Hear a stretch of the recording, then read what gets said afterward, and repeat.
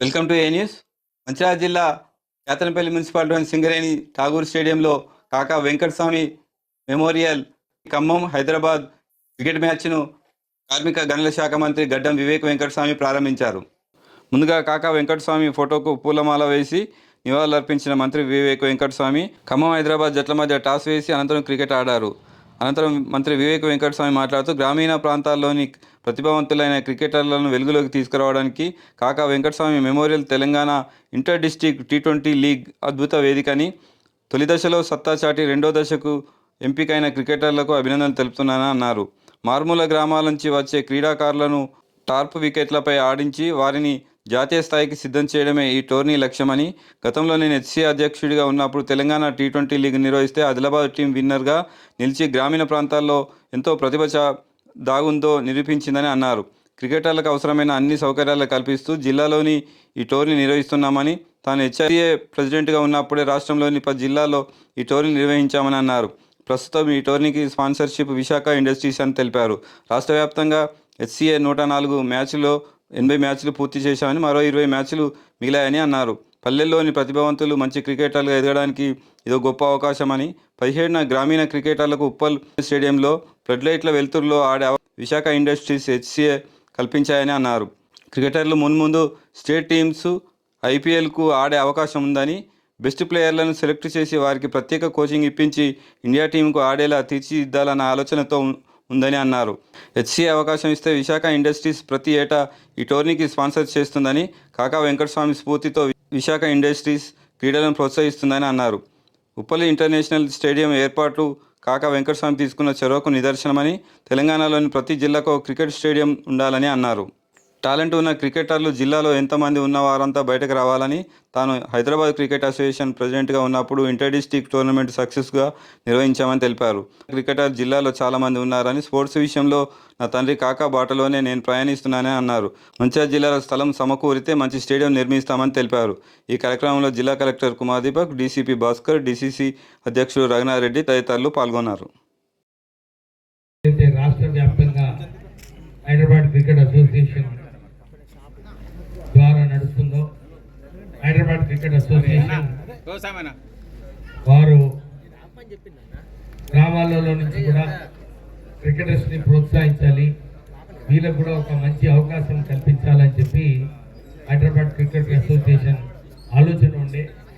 నేను ఇంతకుముందు Hyderabad cricket association president ఉన్నప్పుడు అప్పుడు కూడా మొత్తం జిల్లాలలో ఒక టోర్నమెంట్ నిర్వహించి అక్కడ నిజంగానే TTL తెలంగాణ T20 లీగ్ అన్నమాట.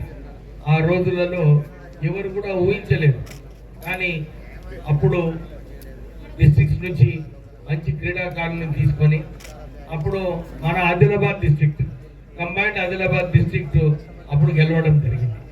అంటే అందరూ అనుకున్నారు హైదరాబాద్ రంగారెడ్డి నుంచే గెలుస్తారు అనుకున్నారు. కానీ ఇక్కడ మన గ్రామాల నుంచి వచ్చిన క్రీడాకారులు క్రికెటర్స్ వారికి టఫ్ వికెట్స్ మీద ఆడే అవకాశం లేనప్పటికీ కూడా వాళ్ళు ఆ టోర్నమెంట్ గెలవడం జరిగింది. నాకు కూడా చాలా ఉండే డిస్ట్రిక్ట్స్లలో టర్ఫ్ వికెట్స్ స్థాపించి అక్కడ ప్లేయర్స్కి టర్ఫ్ పైన ఎట్లా ఆడితే వాళ్ళు నేర్చుకోవాలని చెప్పి చాలా తపన ఉండే. కానీ ఆ రోజులలో కుదరలేదు, నన్ను డిస్క్వాలిఫై చేసినారు. సో ఆ ప్రోగ్రాం కూడా పోయింది. తర్వాత మొన్న ఒక 2 సంవత్సరాల క్రితము ఇక్కడ కూడా పెద్దపల్లి పార్లమెంటరీ కాన్స్టిట్యున్సీలో మనము కాకా వెంకటస్వామి కప్పు పెట్టాలని అప్పుడు పెట్టినప్పుడు చాలామంది క్రీడాకారులు, చాలామంది క్రికెటర్స్ వారు వచ్చి చెప్పినారు, సార్ మీరు రాష్ట్ర వ్యాప్తంగా ఈ టోర్నమెంట్ చేస్తే బాగుంటుందని చెప్పి వాళ్ళందరూ కూడా కోరడం జరిగింది. వాళ్ళు వారి ఆ కోరిక దృష్టిలో పెట్టుకొని, లేదు ఎవరు ఏమైనా కానీ ఎవరు ఏమనుకున్నా కానీ అన్ని చోట్ల కూడా అన్ని డిస్ట్రిక్ట్లలో అన్ని పాత 33 డిస్ట్రిక్ట్లలో ప్లేయర్స్ తీసుకొని సుమారు 500 మంది ప్లేయర్లు ఈ టోర్నమెంట్లో ఆడుతున్నారు. అంటే ఇప్పుడే ఆగమరావు గారు చెప్పినట్టు 80 మ్యాచ్లు అయినాయి ఆల్రెడీ, ఇంకొక 20 మ్యాచ్లు ఉన్నాయి. 17వ తారీఖు నాడు ఫైనల్స్ హైదరాబాద్లో జిమ్ఖానా క్రికెట్ స్టేడియంలో జరుగుతుంది. ఆ రోజు కూడా ఎవరైతే గెలిచినారో వారికి ప్రైజ్ డిస్ట్రిబ్యూషన్, ప్రైజ్ మనీస్ కూడా ఇవ్వడం జరుగుతుంది. ఈ విశాఖ ఇండస్ట్రీస్ మేము ఎప్పుడు కూడా ఒకటే ఒక ఆలోచన, ఇప్పుడే కలెక్టర్ గారు చెప్పినట్టు ఫిజికల్ యాక్టివిటీ ఉండాలి, స్పోర్ట్స్ ఉండాలి. స్పోర్ట్స్ ఉన్నప్పుడే మనకు ఒక క్యారెక్టర్ బిల్డింగ్ ఉంటుంది, ఒక పట్టుదల వస్తుంది, ఒక ధైర్యం వస్తుంది. మనం ఎట్లా మన ఆశయాలు సాధించుకోవాలని చెప్పి ఆ తపన రావాలంటే స్పోర్ట్స్ మెన్ స్పిరిట్, స్పోర్ట్స్లో ఆడినప్పుడే మనకి ఇవన్నీ కూడా వస్తాయి. సో ఈ స్పోర్ట్స్ని ప్రత్యేకంగా మన భారతదేశంలో క్రికెట్ అంటే ప్రజలందరూ కూడా ఈ క్రికెట్ని ఎప్పుడు కూడా వారు ఆడాలని అనిపిస్తుంది. అందుగురించి చాలామంది క్రికెట్లోనే స్పాన్సర్షిప్స్ అన్నీ కూడా జరుగుతాయి. కానీ నేను వారికి చెప్పినాను, ఉమెన్స్ లీగ్ కూడా మీరు ఎప్పుడు పెడతారో దానికి కూడా మాకు అవకాశం ఇస్తే మేము దాన్ని కూడా స్పాన్సర్ చేస్తాం. ఇప్పుడే శ్రీనివాస్ చెప్పినట్టు ఒక డిస్ట్రిక్ట్ స్పోర్ట్స్ అథారిటీ ద్వారా ఒక స్టేడియం మనదే మనం కట్టుకుంటే బాగుంటుంది.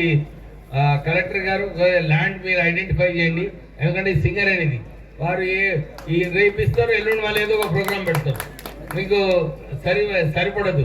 సో మనదే ఒక స్టేడియం మీరు ల్యాండ్ అలాట్ చేస్తే భీమారంలో ఒక స్టేడియం శాంక్షన్ హువా బోలే మంత్రి సార్.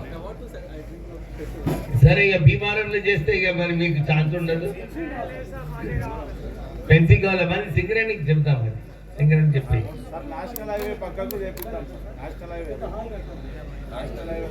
సరే ఓకే.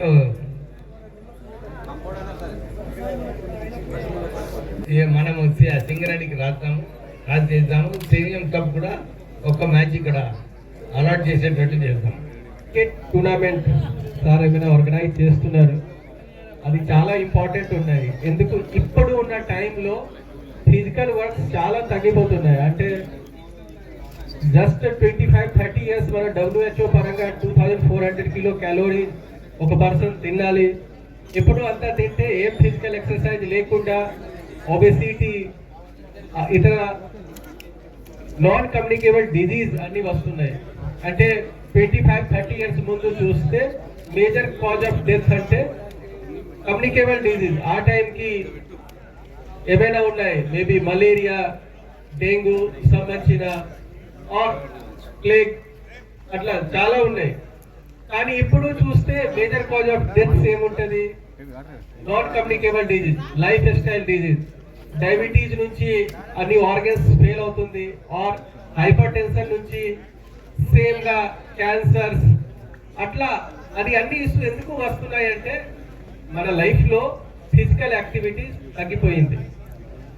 ముందు 1-2 కిలోమీటర్స్ నడిచి వెళ్ళిన వాళ్ళు స్కూల్ ఇప్పుడు జస్ట్ 10-15 స్టెప్స్ కూడా తీసుకోవడానికి ఇబ్బంది పడుతున్నారు.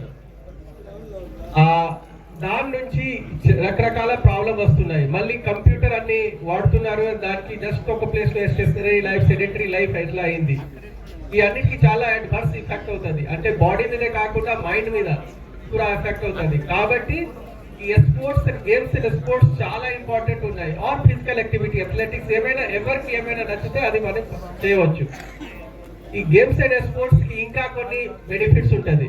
దానికి ఫస్ట్ అంటే ఫిజికల్ అండ్ మెంటల్ ఫిట్నెస్, దాంతో పాటు టీమ్ వర్క్.